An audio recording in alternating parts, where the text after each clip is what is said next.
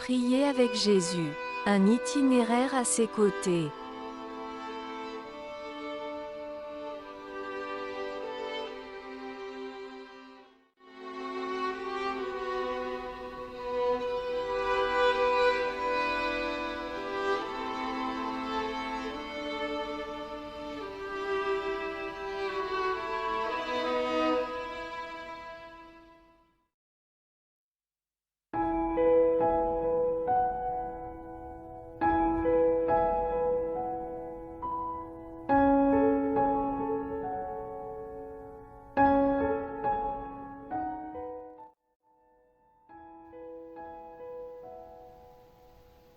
Chers amis, bonjour. En ce 4e jour de notre 4e semaine de cheminement, le thème qui nous est proposé: à qui nous appartenons? Ils étaient à toi, et tu me les as donnés, et ils ont gardé ta parole. Maintenant, ils ont connu que tout ce que tu m'as donné vient de toi, car je leur ai donné les paroles que tu m'as données et ils les ont reçues. Jean, chapitre 16, les versets 6 à 8. L'appartenance et l'identité sont intimement mêlées. Dans une relation d'alliance, nous nous appartenons l'un à l'autre. Notre identité s'explique et s'exprime par ceux auxquels nous unissons notre vie, nos espoirs et nos engagements.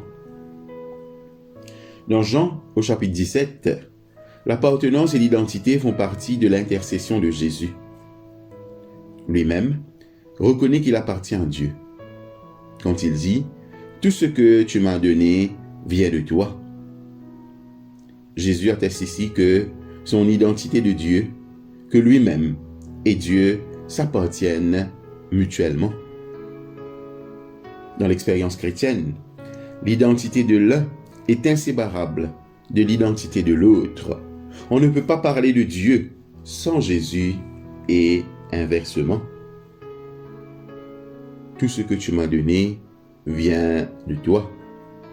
Cette prière qui révèle le sentiment d'appartenance de Jésus à Dieu anticipe notre propre confession d'être au bénéfice de la grâce divine. Si nous élargissons notre vision de ce que nous avons, de ce que nous sommes et tout ce que nous deviendrons, force est de reconnaître que Dieu apparaît comme la constante de notre vie, comme dans celle de Jésus. En Christ, nous appartenons à Dieu. Il est impossible de comprendre ce que nous sommes sans savoir à qui nous sommes. Se laisser modeler selon les prières de Jésus requiert beaucoup d'humilité. Nous aimerions parfois compléter la prière de Jésus ainsi: tout ce que tu m'as donné vient de toi, sauf ce que j'ai acquis par moi-même et qui m'appartient. Dans nos relations, nous apprécions vraiment le fait de nous appartenir les uns aux autres jusqu'au moment où nous ne pouvons plus accepter les exigences qui nous sont imposées. Nous suivons alors notre voie, la voie large. C'est ainsi que nous nous conduisons avec autrui et avec Dieu. Le récit du jeune homme riche que Jésus aima, mais à qui il permit de s'en aller, n'est pas unique dans l'histoire. Les biens et les richesses deviennent plus importants que celui à qui nous appartenons. Il nous arrive de permettre à ce que nous possédons de prendre le dessus sur ce que nous sommes. Dans la prière de Jésus, ce qui nous permet d'agir conformément à notre appartenance à Dieu découle de notre attachement à une parole. Ils ont gardé ta parole, ils ont reçu tes paroles. Dans un évangile qui déclare d'emblée: la parole était auprès de Dieu, la parole était Dieu, la parole est devenue chair, elle a fait sa demeure parmi nous. Théologie et prière sont liées. Les mots prononcés et les mots vécus tendent à parler de la parole à laquelle nous appartenons. Tout ce que tu m'as donné vient de toi. Voilà ce que Jésus a prié. Voilà ce que nous devons prier à notre tour par gratitude pour la providence divine qui nous soutient, par reconnaissance pour la grâce de Dieu qui nous accueille, par fidélité à la parole de Dieu qui pénètre dans notre vie. Car en Christ, nous appartenons à Dieu. Prions. Lorsque j'ai des doutes sur ce que je suis ou espère être, ô Dieu, aide-moi à te voir dans le Christ, dans les autres et dans la parole. Si je parviens au moins à te voir, je me verrai porté par l'amour, élevé par force et comblé d'espérance. À toi le Dieu vivant, dans les siècles des siècles. Amen.